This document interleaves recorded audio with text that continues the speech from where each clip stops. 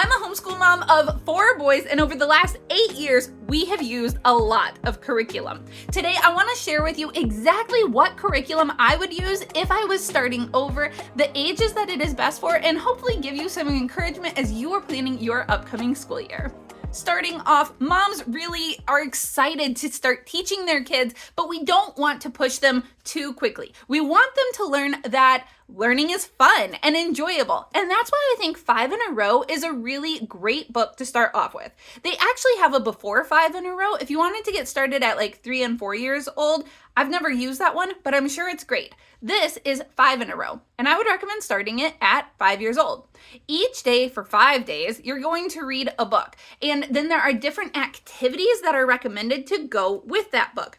Now, honestly, I didn't read the book for 5 days in a row. Some of these stories are a little bit long, but what this curriculum really did was introduce my kids to good literature, introduce me to good literature, and help me understand a different way that school can look.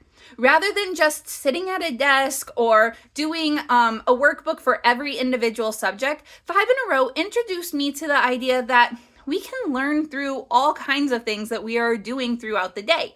We can pick up a book and create a unit study from it. This was really fun. It's also easy to pass on and let other people do with your kids too. If you have a grandparent in the area, or maybe your spouse is included sometimes, have them read the book one of the days. I really enjoyed 5 in a Row and always recommend it to my friends as a starting off point. Moving on from here, about 6 years old, I loved Go Global. Instead of having one book for the whole week that you are reading, what you're doing here is traveling the world, and then you're reading books from those different locations.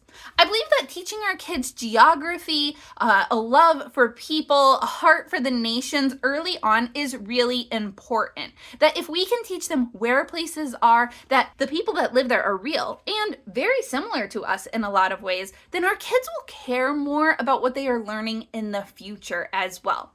Heather Hopt and her mother, Colleen Lewis, did a really great job with this curriculum. There are fantastic book recommendations for every continent, and it is truly open and go. You can just see, like, here's day 2, and here's what you're going to do. There's activities that go with each lesson. There are books that are recommended, and you can get most of those books through your library if you need to save money. Or when you're talking about the rainforest, if you don't have that exact book, you can get other books from your library that talk about the rainforest, and it'll still work fairly well. Again, this is introducing you as the parent to the concept that you can learn in really fun ways and helping your kids learn that learning is fun. So these are great curriculums to start off with. This one also has a like floor mat game that goes along with it. We bought little animals to go along with it. And I have a full video comparison on these two curriculums, a full video on this curriculum, and you can go check them out linked down in the descriptions below or at the end of this video to learn more about this. Technically, you can do this one for several age ranges. So if you have kids that are within those early elementary years, this will work well for all of them. It gives lots of suggestions on different things to do. Now, I understand that you are also going to want to use some other resources. You're going to say, but what about math? Well, there are some math concepts in here, but most parents starting off are really wanting to make sure that their kids aren't falling behind. I would caution you that really, when it comes to addition and subtraction, your kids are going to pick that up very quickly later on. But if it's something that you're really nervous about and want to get going with, I started with the Life of Fred books.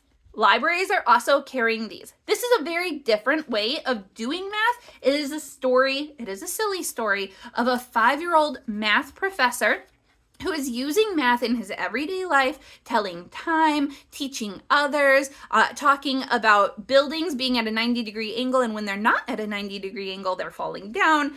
This was just really silly and super fun to read. My boys loved this whole series. We did the whole elementary series, but not every family is going to click with these. Another resource I recommend for math is going to Generations. As far as textbook math goes, Generations is the best math option there is, in my opinion.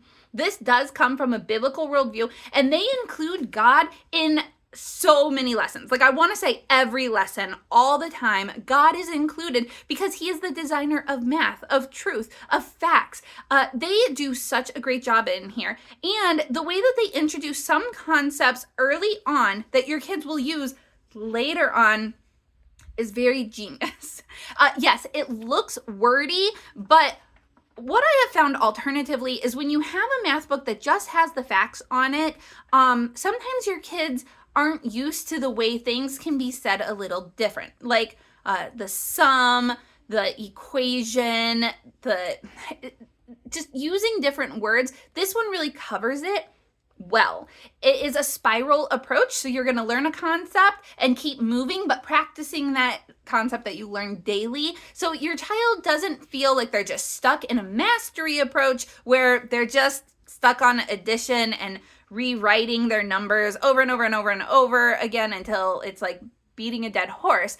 This one introduces a concept, gives them some practice, moves on, so that it always feels like you are moving and learning. I love everything about this math book. My son is in the 3rd grade book right now, and we're looking forward to continuing through this series. They do have a kindergarten level. You can always check out those pages to see where your kids fall in.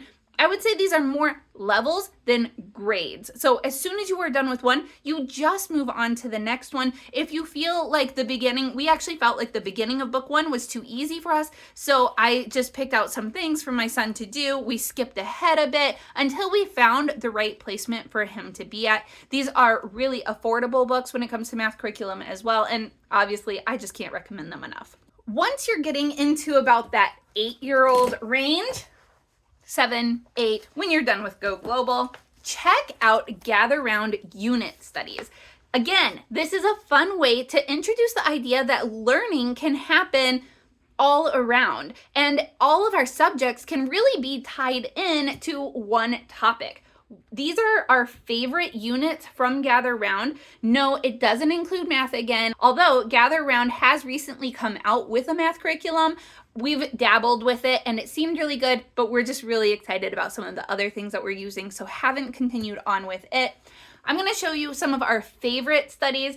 What I really recommend with this is using the teacher's guide, going through it as a family with a variety of age ranges of children in your home even, but then deciding if the workbooks work for you or not. Maybe just picking some of the pages in the workbooks to do, but don't feel tied down to everything that it has. If you just want this for the history or science portion, but then are doing math or language arts through a different curriculum, that's okay. Let me show you some of our favorites. Forest animals, North American forest animals. Living off the land. I have videos on this one and also the dinosaur one we really enjoyed. You can check out those videos on my channel. I have a whole playlist dedicated to Gather Round. Oh my goodness, I loved the Middle Ages. It was so much fun to do with my little boys. And while you're doing this one, read Knights in Training by Heather Haupt. Or actually, before you do this one as a mother, read Knights in Training. That book really prepared me for teaching that lesson. It was so much fun. Vikings, Europe, and South America. There are all the continent ones Gather Round has put out. These are our 2 favorite that we actually completed all the way through. However, another option is to own these, and then when something happens in that country, you can open up specifically to that lesson and just be like, hey guys, we're gonna take a break because Poland was in the news and we're gonna learn about Poland today. A lot of times with all of these, what we've actually done is use another curriculum, and then when we need a break from that curriculum, maybe it's like January and we just need a breather, we'll pull out a Gather Round unit and do it together. And it just really splits time up and is really fantastic and fun for the whole family to do.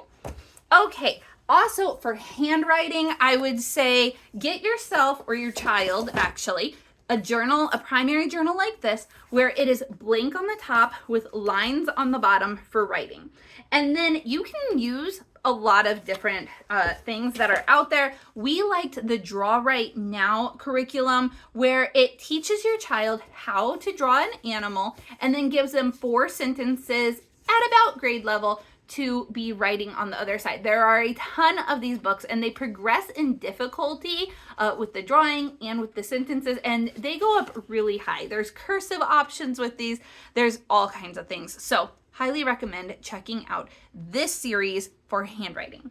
Once you have gotten to a point where maybe unit lessons aren't the best for you, or you're looking for something else, I don't know what that transition is going to be for you. We still do a blend of both, but at some point, if you are a Christian homeschool parent, you have got to check out Generations. I highly recommend specifically level 2, starting with Taking the Middle East for Jesus. This is the history of the spread of the gospel. This is church history for children. I went to Bible college, and I promise you that your kids are going to receive such a great education in here. Things that I was learning that I paid a lot to learn in a college level, they are making accessible to your children. I have not come across many other curriculums that talk about the fall of Jerusalem in 70 AD, and yet that is such an important thing for us to understand as Christians, for our Christian heritage and line. Also, these books talk about missionaries, people who have preserved the Bible, people that have spread the gospel, and will really encourage your kids to stand up for truth. There are maps throughout here. There are big, beautiful colored pages. In the workbook, there's vocabulary lessons and maps to do.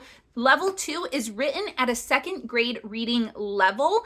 You can start sooner. You can start at a kindergarten level, which is this book here, or a 1st grade level, which is this one here. These both just cover a lot of Christian heroes throughout history, but once you get into level 2, you're really starting to focus on a specific area. Then you'll go into Taking the Americas for Jesus, Taking Asia for Jesus, Africa, Europe. Oh my goodness, I really loved this Europe book, and I am currently personally going through the 7th grade one, which is like Taking the World for Jesus, or church history. I don't know. I'll pop that picture up here.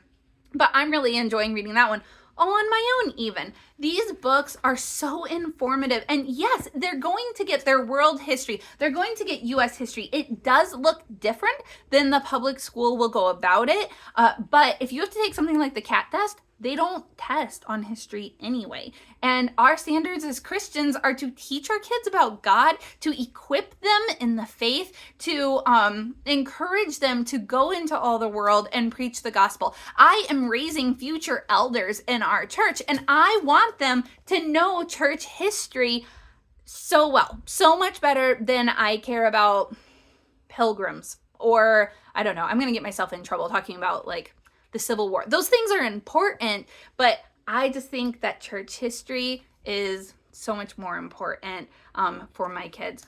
All of it's important, but because it's all God's story, I just don't want to miss this.